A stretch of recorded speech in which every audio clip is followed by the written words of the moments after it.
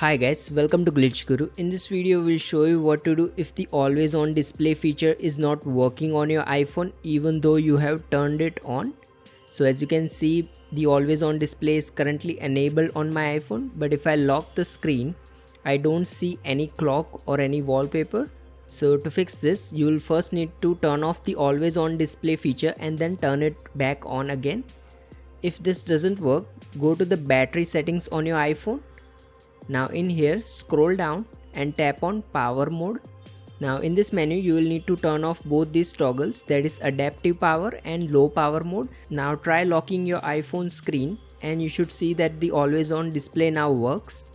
If you still experience problems, it's likely that the upper part, that is the dynamic island of your iPhone, is covered by something. It could be your case, it could be an improperly applied screen protector, or it could be anything else. So as you can see, if I cover the dynamic island on my iPhone, it automatically turns off the always on display. So make sure this isn't the case for you.